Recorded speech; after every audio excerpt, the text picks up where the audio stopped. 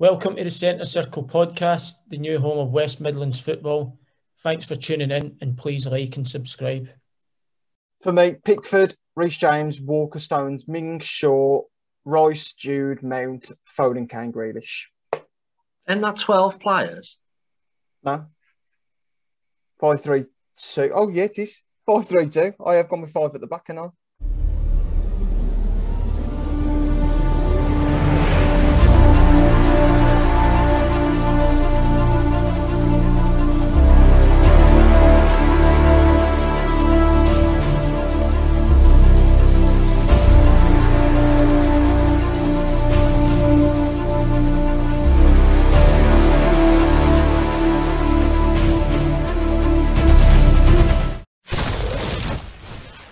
Hello, everybody, and welcome to episode 21 of the Centre Circle podcast, the new home of West Midlands football. Joining me today, we've got the return of Mr. Drew Ayton, and we've got Blue Nose Alex Russell. How you doing, boys? Not bad. Good. All good. Only one place to start. I think he's just diving straight in. It is going to be an England special podcast tonight. Let's just go straight in. Last night's game. What did you think, Drew? It stunk of a pre-season friendly, didn't it? I don't think anyone on the pitch particularly did themselves any sort of justice in terms of stating that I want to start in the actual games and in the tournament. I think there's obviously players in there that have come off a long season, like your Kanes. There's people who are not quite fit yet, which obviously your Grealishes. I was pleased for Saka. I think we've discussed off air. I think he seems a bit like a confidence player, that lad, and to get a goal, I think we played well. I think it wasn't just he scored the goal, so let's give him man of the match. I think he did probably deserve it. But I think again it bloods a few people, like Bellingham gets his first start, which I think is important. So it's not kind of something that he's worried about going into the tournament now. I think giving Jack whatever it was, 75 minutes just to get more minutes under his belt, and I think we have to take it for what it is. You look across the other results on the night, and you've got some big teams, like I think Holland drew 2-2 to Scotland. People are chopping and changing, experimenting. I don't think it's worth panicking over that the performance wasn't quite there, because I think, let's face it, there's probably going to be 5 or 6 changes to that starting 11 facing our first match, to be honest. I think the main thing I took from that was the fitness levels. I think it was a pretty dull game, but they didn't really look fit. And I don't know if that's because they played, obviously, a lot of football. And obviously, we didn't have the Chelsea, United or City players in. But if that's a second string team and they're not fit, obviously we played the Champions League last week. When they come in, are they going to be fit? And I'll worry about the fitness. I don't think Grealish looked fit, really. Bellingham, I think he should have pulled him off. I know we had no subs left. Yeah. He was dying to come off after 70 minutes. I think his legs were just gone. But I get where you're coming from, Trig, but I actually think last night it proved that a 70% fit Grealish was still, in my opinion, the best player on the pitch in the second half for me. I think I thought so. I mean, I just thought that anything that could happen kind of came through him, really. And I still only think he was probably 6 out of 10 to what Villa fans are used to. So I think, again, I get where you're coming from, because I think we need to make sure that we are 100% fit, because otherwise it's a lacklustre performance. But surely that shows us more to come. And I think as well, when you're so close to a tournament, I think a lot of players are probably protecting themselves, probably not breaking into a full sprint, probably not going into tackles that they should be going into. And do you think there's an element of that, or do you just think it was just fitness? Or probably a bit of both. Hopefully it was because they don't want to, and you can't blame them. Gareth probably said to him, "Look, the result doesn't matter. It's just to, I don't know, just have a run out." Maybe it's almost a shame that we had 2 English clubs in the Champions League final, because obviously if we weren't there, then we could have, tried tactics. I think it was a team that 9 of them probably aren't going to start the first game. So yeah, it almost feels a bit pointless. I was really looking forward to the game, but it was hard to take many positives from it, really. I don't think anyone done themselves any. It's a second string team, and I think Trent played himself out of a start. I know he's injured now. I don't think he's going to be going, but I thought Trent was poor. I mean, it seems unfair to pick individual players, so I think we were quite poor as a team, and I think we could have lost it in the end. We had one cleared off the line. Yeah. We could have actually lost the game in the end. But I think it's quite interesting as well when, you know, like what you've just said. I think, you know, we've all came off the end of a long season. Fans are starting to come back into stadiums that people are starting to get excited about. You know, you're going into a big tournament. Everyone's getting a bit excited because of the crop of players that we've got. And it's like you say, it's almost killed a bit of our buzz, really, because you go in and you think that performance just stunk of the typical England performances. And that's why no one watches international football based on last night's football. It was typical old England again, weren't it? It was a bit anticlimactic. I mean, I know it's a second string team, but I was expecting us to, I don't know, like fluid football, free flowing. I know they're not a bad side, but you want to get excited. And after that game, I was thinking, like on this podcast, I've said, well, you know, we should probably win it. And last night, I know it's a second string team. I'm sitting here, you're not going to win this. No, I mean, picking up on what you just said about it being a bit pointless, I can't think of anything more pointless than starting Lingard. And I get that players that he's not going to be going and people are not back from the Champions League and Europa yet, but I just still find it pointless. Why is he there? Like, you know, same with Ollie Watkins and James Ward-Prowse. I get that they're on standby and if someone's injured, they might come back in, but I just don't get it. Like, why start him? Let him come on and get 10, 15 minutes and get a cap, but don't start the kid. You know, it's he didn't do anything either, did he? He was... Nah. I don't pick on people, but he didn't do anything at all. Nah. One of the talking points from last night was Trent getting injured. Now, obviously, one of the main headlines the day before was that Gareth was selecting 4 right backs. I've had a bit of thought around what Gareth's thinking was and who I think might come in as a replacement. I think the 4 right backs, the selection was a bit of a catalyst off the back of Maguire not being fully fit. I think that the 4 right backs, he's seeing Kyle Walker as a centre-back, in my opinion. There's an intention there to play with a back 5 with 2 holding midfielders to pretty much cuddle a defence. Maguire's got to go, in my opinion, because I do think that he's crucial to the England team and the England setup. You know, we've done it down the years. I know there's people saying we should be taking injured players, but we did it with Beckham. We had no choice. We did it with Rooney. We had no choice. We even did it with Harry Kane back in 2018 World Cup. He weren't even 100% fit and had to play his way into fitness. Sometimes you're left with no option but to do that. I think that behind Harry Maguire, basically what we've got at centre-back is pretty poor. I'll come on to what I think the best 11 will be a little bit later on. But with Trent obviously being, it's pretty clear now that he's going to not be fit for the tournament. I don't think much will change. I think he'll bring in another defender. I think the likes of Ward-Prowse or Lingard or, you know, even Ollie Watkins has been bandied around. I don't see how Gareth's going to lose a defender where he's obviously been quite keen on having that many defenders in, hence the so many right backs into the squad. And then just all of a sudden off the back of one injury change his whole philosophy and how he's going to attack this tournament. He's just going to bring in another defender for me. He's got plenty of cover in that position. Reece James can play across a back 5 in a central position or in a wing back role. The 2 left backs, obviously Shaw can slot in a left centre back role. Chilwell. I think there's plenty of versatility there. So I actually think that he'll probably just bring in Ben Godfrey. I disagree, actually. I think where we look incredibly vulnerable is in that central defensive midfield because Phillips has dislocated his shoulder on the last day of football, which, you know, if he was fully fit, he would have been playing last night. He would have got minutes last night. So he's not fully fit. Henderson hasn't kicked a ball for months. If he was anywhere near fitness, he would have got minutes last night.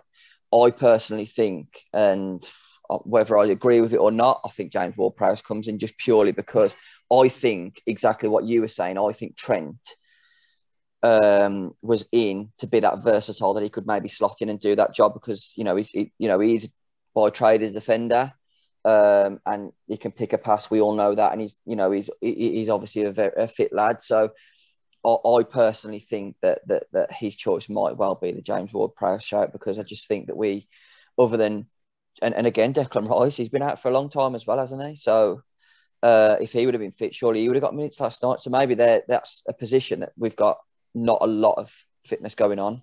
Rice did play. Oh shit, of course he's the one we're talking. Yeah, sorry.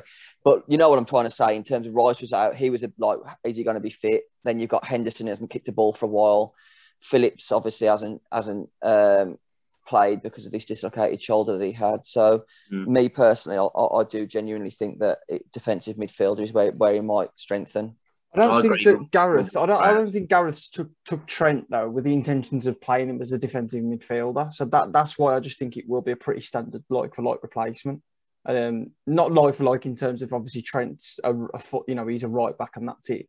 But I just think that he's losing a defender. He's got plenty of versatility in the central position roles with the current crop of wing backs or full backs that are already there. I think he will just bring in another defender. I think it'll be Ben Godfrey. Devil's advocate then. What happens if we get to the first game of the tournament and Calvin Phillips and Henderson are still not match fit to start? Because he likes to play with two defensive midfielders, doesn't he? We'll touch on that. I think obviously when we submit our letters. But just a quick word on Trent from you, then Al, and who you think he'll bring in as a replacement. Then we'll submit our 11s if you want. I think Ward-Prowse. I think he took 4 right backs because he was too scared to let one of them down. That was my honest opinion. Yeah. And it's almost like a get out of jail free card.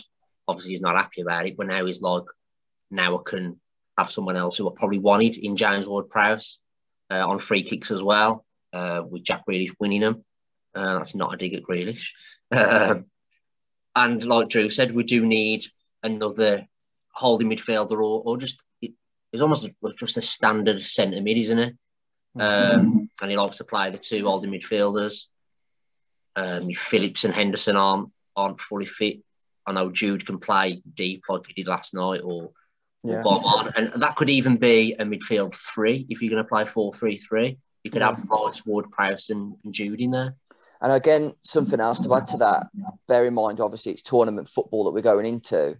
James Ward-Prowse takes the penalties for Southampton. Now, I know that's a small part of it, but you've got to account for people that are going to want to step up to take penalties. James Ward-Prowse is probably one of the cleanest strikers of a football that England have got.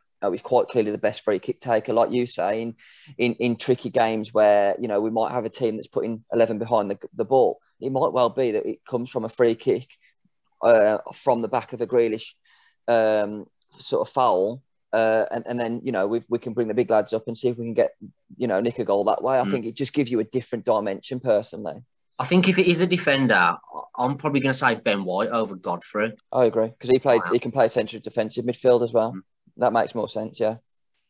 Interesting. All right. So we'll go on to our 11 then. I think that initially we'd all had sort of our thoughts on we were speculating around about 11s, about what we would play because certain players might not be fit. I think with one game to go before, we're 9 days out now from our first game or 10 days out from our first game.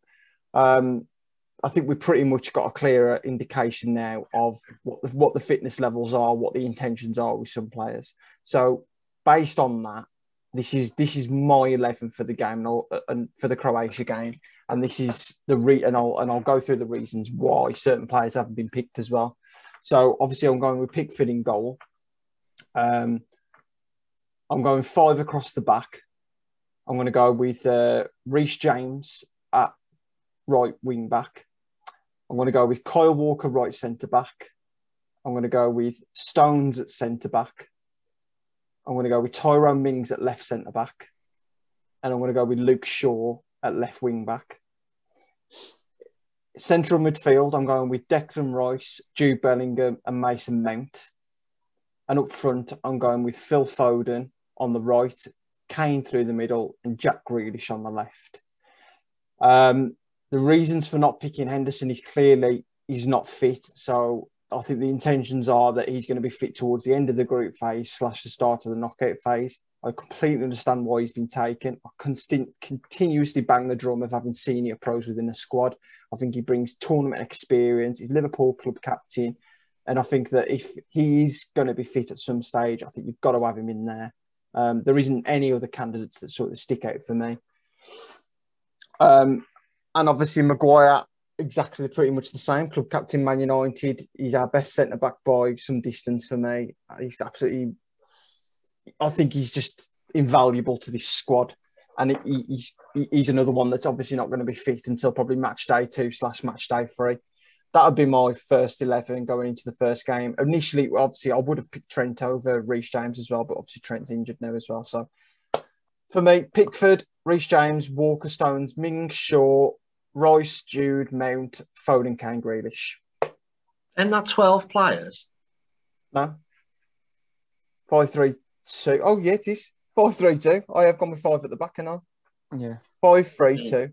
Sorry. If you do that, I'm sticking another player in mine as well. Nah, sorry. I've completely bugged up there. I know exactly what I've done there as well. So I was looking at, because my team's very similar to yours, and I'm looking at mine and I'm going, hold on a minute. No, 5 at the back. It's Rice, Jude, Mount, Foden, Kane. So you're dropping Grealish out? Yeah, sorry.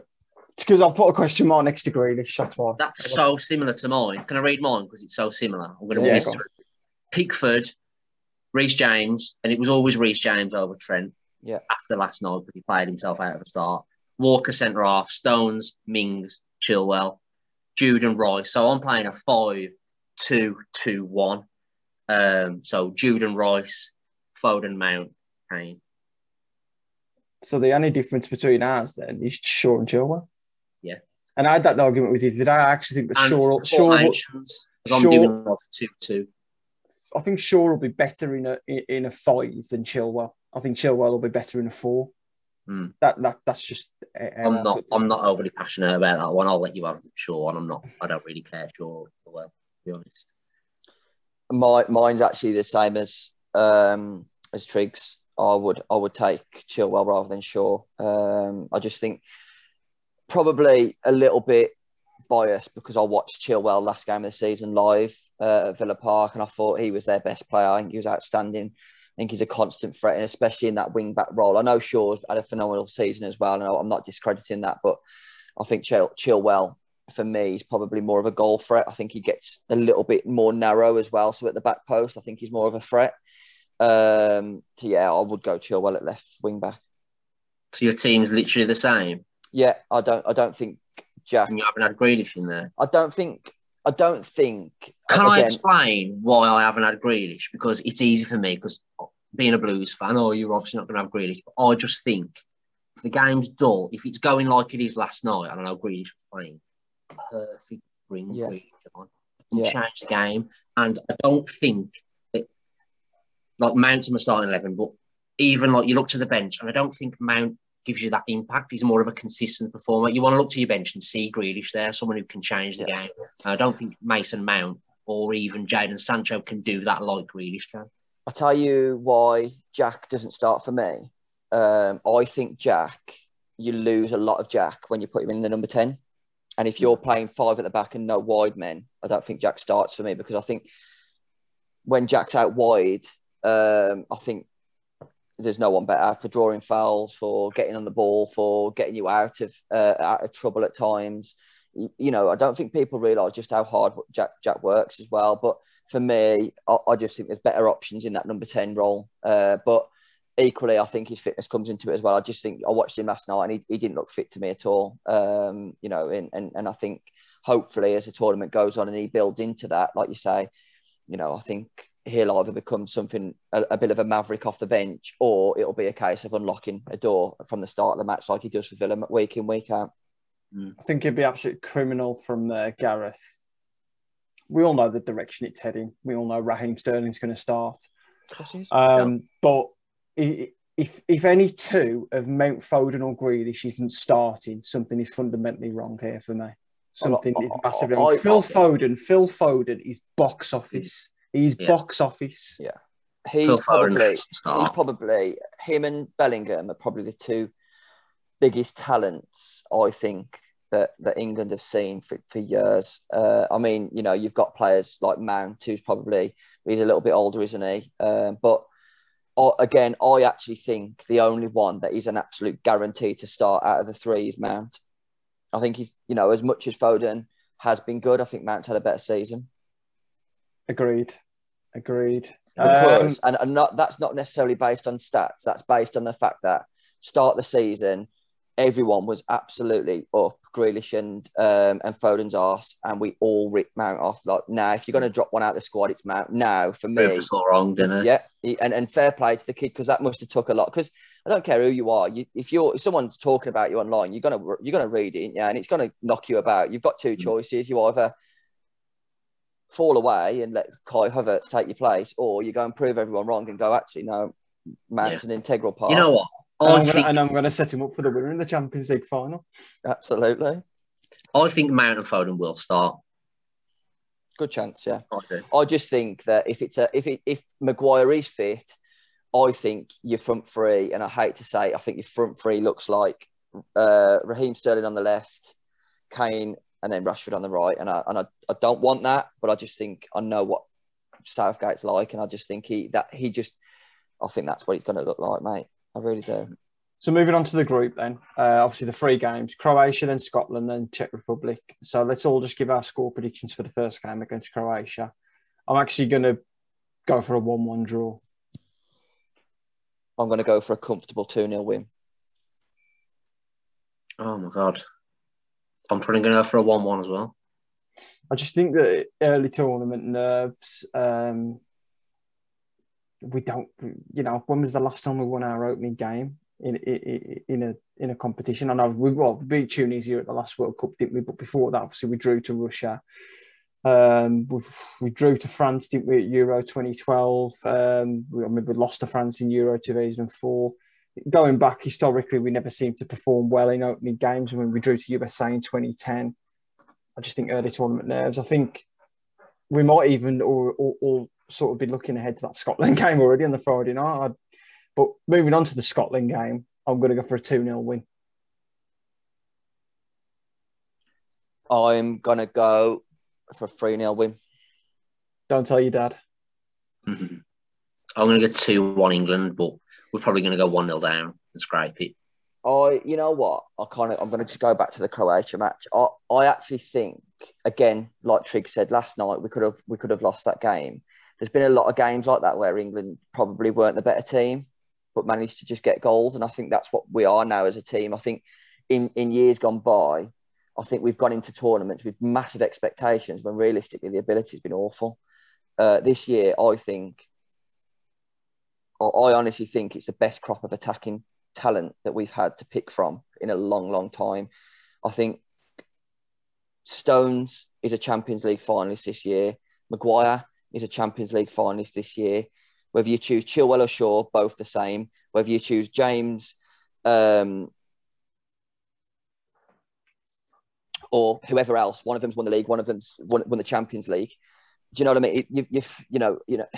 You've got a solid team. I think Rice is going to be an unsung hero. I honestly think we'll get through our group quite comfortably. It's then how ambitious Gareth Southgate wants to be in the knockout stages, because then we're getting whoever's coming out of that bloody death group, aren't we? Well, that's the thing. I mean, assuming that we have, in my predictions that we've taken 4 points from them in the opening two games. When we're going into the Czech Republic game, I think even those second strings that played last night, I think they'd be more than capable of still winning. But I'd expect that sort of team to probably be put out, because I think with 4 points on the board from the first two games, we'd probably already be through. Can I just cut across you? Sorry, Dale. Just had a notification through from The Athletic. Trent's out for 6 weeks. There we go. He's done. Confirmed. So, yeah, we had a contingency plan in place on the pod for that one. So we've already covered it and discussed it. So there's your exclusive, your pod exclusive. I actually think that moving into that third game, we already have 4 points. We'll already be sure of a place in the next round. Gareth will play a weakened team on the back of, okay, if we win, great, keeps momentum going. If we don't and we ended up slipping to second in the group, bit like how we had Belgium in the last World Cup. He put a weakened team out on the eventuality. Yes, we were already out of the group, but if we win, great. If we don't, well, even better. Yeah. And I was looking at a wall chart the other day, and I don't know how accurate the wall chart was, and this is probably a shot in the dark, but I worked out that it'd probably be beneficial to finish second in our group. Yeah. I'll probably have to have a look at another wall chart. No, that's right. It is right. An easier team if obviously the league's finished the way the group's finished the way we think. Yeah. Second. I think, you know what, as well, something else I think is different about this tournament. I think you go into a lot of tournaments of late and you've got decent players in every position, but they're all very similar. So that, you know, whoever comes off, someone comes on and he does the same job, just not as good as the person he's coming on for. Whereas this year, you know, if Grealish doesn't start, something different's coming off the bench. If Ward-Prowse comes on, it's going into a different tactic. If you know, if Foden doesn't start, he comes on. If you know, if Calvert-Lewin comes off the bench, he's unbelievable in the air, which I don't think Kane's as strong as. You know, I think we've got such a differentiated squad this year that, again, if you go up against you know, like a Colombia, like we did last in the last tournament, Calvert-Lewin would have you know, but like, you know, he would have been amazing to come off the bench because I thought Kane looked like he was on his last legs. Do you know what I'm trying to say? Mm. Whereas this year, I do think we've got a lot of different heads to come off the bench, and it's quite exciting to see that actually. And you know, I think that's what I think will be the difference in us progressing. Yeah, I think it's all down to Southgate. He's got everything he needs there. Mm-hmm. Even our youngsters, like you said, our youngsters have experience. They've all won leagues or wherever they've been. Like Trippier's won, you know, his league or Champions Leagues or played in finals. They've all got, even though they're young, they still have experience. So yeah, I mean, our youngest player in the squad is our Champions League semi-finalist. Yeah, so exactly. Do you know what I mean? Like these kids aren't coming in as like, oh, let's go for the tour. These kids are coming in because they're serious talents. You know, gone are the days of let's get Walcott in at the age of whatever he was, just to sort of blood him into international football. Nah, you get into England now. Yeah. Like if Bellingham goes, I expect Bellingham to make a big part of that squad. And I truly believe that he will be a big player for us in this tournament. Because again, if he doesn't start, imagine the energy and the legs that he brings off the bench. Do you know what I mean? Like, it's just, I think it's a really, really exciting squad. And I know there's a bit of negativity of people who shouldn't have gone. I still think that squad there is good enough to go as far as we need it to go in that tournament. It's the difference between, for me, like, I mean, the golden generation, etc., you know, 2002, 2004, 2006, the golden generation, those 4 years, there was fantastic players, and the standard of those players, you know, usurped this crop of players, but everybody knew that 11. Everybody knew who was going to play. Yep. So the teams were already able to sort of set up to combat that. They already knew the players that were going to be on that pitch. Whereas I think what we've got in this crop of players is we've got options, and we've got so many different types of players between Grealish, Mount, Foden, Kane, who I believe is the best centre forward in the world. Yeah. We've got everything there. We've just got everything between those players. We've got match-winning qualities all over the pitch for me. And it would be a crying shame if we didn't go deep into this tournament, which it feels like a home tournament because the projected route out of the 7 games is we play 5 at Wembley. So it really does feel like a bit of a home tournament. I think it's 6. Isn't it 6 at Wembley? It'd be a huge. I think the quarter final. And you know what else is worth potentially. Well? I think if we come second in the group, we end up playing 2 games away from Wembley. I think maybe, but I'm not too sure. But yeah, either way, if it's 5 or if it's 6 games, it's still got that same feel to it. And if we don't take advantage of this, because Spain, Germany, Italy, I don't believe they're ever going to be this poor again. Even so Holland are poor as well. Yeah, I mean, something else is worth noting as well is that I think the monkey's off our back a little bit about a penalty shootout now that we've gone into a tournament and won one, and some of the same players are going to be in that same squad. You know, again, that's something that, you know, we were all dreading. Please don't go to penalties. Now it's like, well, we've got some really, really good strikers of the ball who are confident enough that, you know, I would be confident if we went into a penalty shootout now, to be honest. Yeah. I hope I ain't going to I'm going to touch some wood. Sorry, lads. I'm going to regret that. Agree. Just an early prediction then. Where do you think England will end up? Can we meet France in the final? Or would we meet them beforehand? No, because I do believe that France will win their group as well as I believe that we'll win our group as well. So we won't be meeting them in the last 16. I would have to look at a projected route map. I think we can. I'm not sure. I think if we can avoid France until the final, I think we could win it, because I think a game in the final, anything can happen. I think if we play them in a knockout stage, I just think they've got too much for us. I completely agree personally with that. Not that I think that we could win it, but I completely agree with both points that you've just made. Because, again, on paper, probably your two strongest squads are probably Belgium, or, Belgium probably got a stronger 13-14 than us. I think we've got the strongest squad on paper. Well, that's what I was going to say. So on paper, we've got a stronger squad. Yeah, I reckon we've got a stronger squad. France. Nah. How many of our players are getting their 11? I was only going to say about over Belgium. I think Belgium have got a better sort of maybe 8 or 9, and then I think our squad's stronger to bring off the bench. I think France are probably the out-and-out best squad, probably my favourites for the tournament. However, like we've seen before, they can go into a tournament. That group is horrific. If Portugal are no mugs, they can take points off them. Germany, if they turn up, they can take points off them, and then you put a weakened side out against Hungary and, you don't know what's happening. I think this is the thing with those three. I think all three of them will get out the group because they'll all beat Hungary. And then you'd expect them to at least, you wouldn't expect one of them to be the whipping boys and lose to both of the others. So you're going to throw a draw in there as well. So I think you're thinking two teams there. They're going to pick up 4 points, and one of them will pick up 6. I'm writing off Hungary. They ain't getting nothing out of those teams. I don't know, man. I think we're writing off Hungary. I don't think they're a bad side. Well, I'd like to see you put your money on them then to get some results. That is one of the things. I'm going to have a bet on them just to spite you to get out of the group. I think you struggle to get a market on that, to be honest, just because of the nature of the top 3 and how it can work. You'd have to probably bet on a top 2 finish. You know what's interesting though?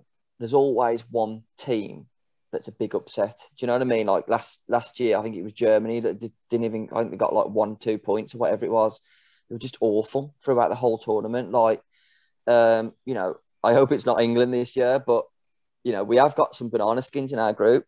We really have, but I do genuinely think that there could be an upset in that group. I'm not saying it's Hungary, but I think people are assuming it's going to be Germany and France. I genuinely don't think you can write Portugal off. I mean, I'd write Germany off. Would you? Yeah. I mean, I know I just said Hungary as a long shot, but looking at it, it's France and Portugal for me. Yeah. Germany doing anything. Hungary is 7-2 to get out of the group. I'd want bigger odds than that, to be honest. Jesus Christ, I'd want 20s. Yeah. Well, I do think we're writing Hungary off. I don't think they're as bad as we think they are. Anyone who has made this stage of a tournament have got there on merit. Do you know what I mean? And obviously, unless you're hosting on normal years, but there's obviously certain teams that you think you'd prefer to have. Obviously, if we could wave a wand, we'd have Hungary, wouldn't we? Do you know what I mean? So, yeah. I mean, I know they've got a wonder kid centre mid. I know this from Football Manager. I'm not going to even try and pronounce his name, but he's out for the tournament, which obviously is a shame for them, because I think if they did have him, I mean, I've never seen him play, but I know he's good from Football Manager. So 5-1 with William Mills. Is he? Okay. That's worth a few quid, I reckon. Look, they only need one good result at the end of the day. 5-1. You can get out group with 3 points. If you're backing Hungary at 5-1 to get out of the group, I'd rather back France at 5-1 to win it, to be honest. That is a good point. Two bets. Two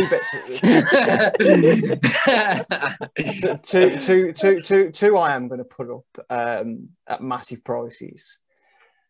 And that is on the golden boot market. One of them is with Sky. Young South African. Called Poseidon now. I'm actually going to put this one up. I'm actually going to put Phil Foden at 66-1 for the Golden Boot at 4 places. Wow.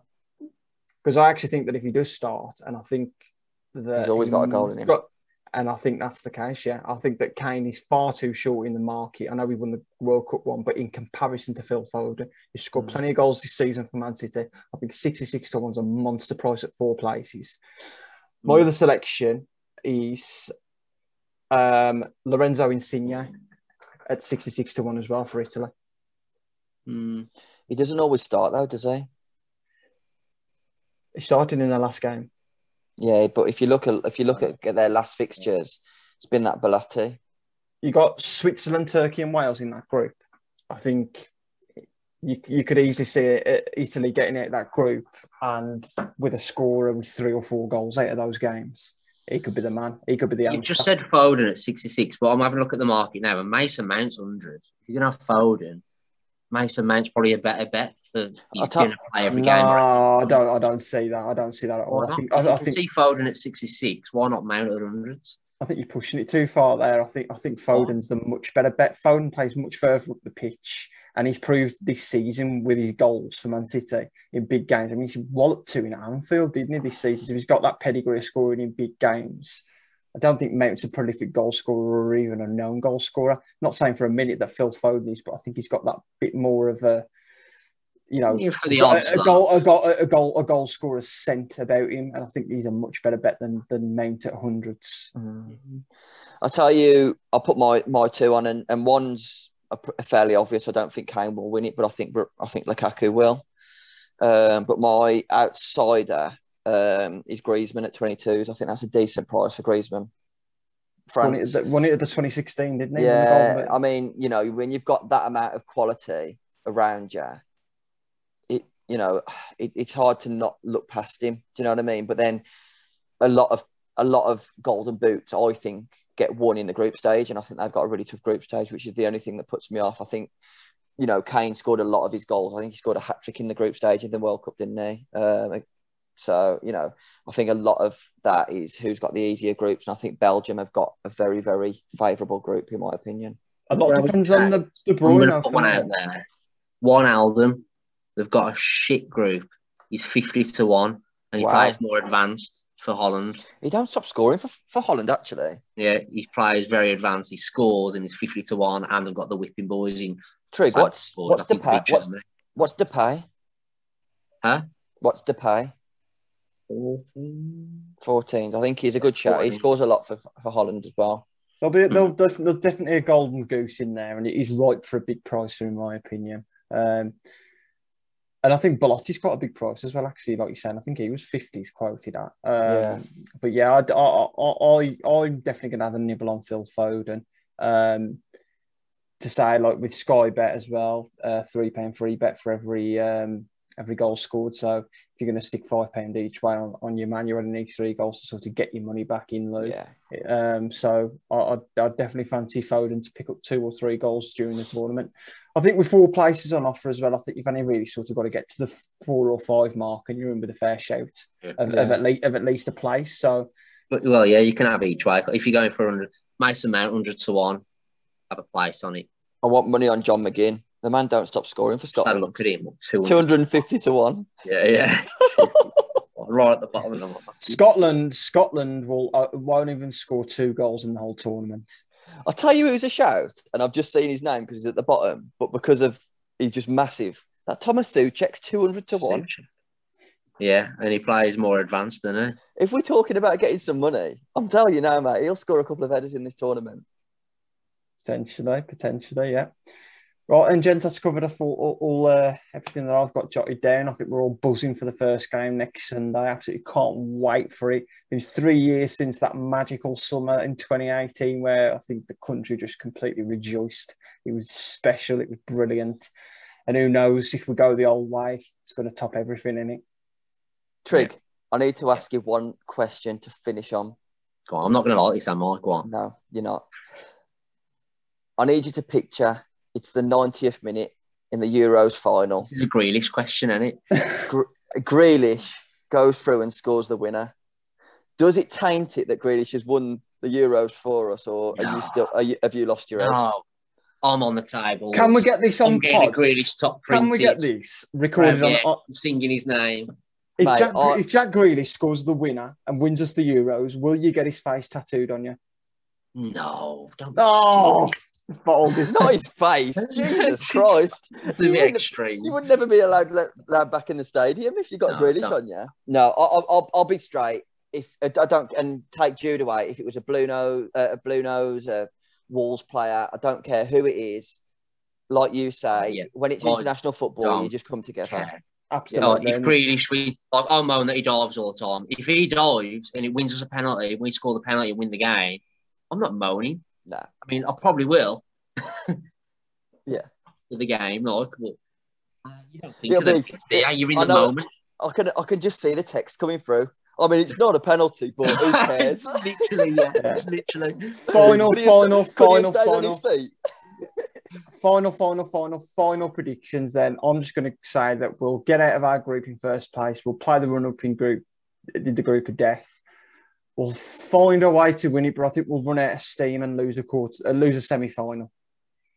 So I'm going semis. I'm going to go semis as well. I think we're going to win it. Get up there. Get up there, you big dosser. Pleasure having you on, chaps. And we'll do regular pods over the course of the tournament anyway. It's a pleasure supporting the same team as well, lads. Oh, it's fantastic. Nice, isn't it? Fantastic. We can all talk about our country's trajectory going like that and not argue about it. Right. Cheers, lads.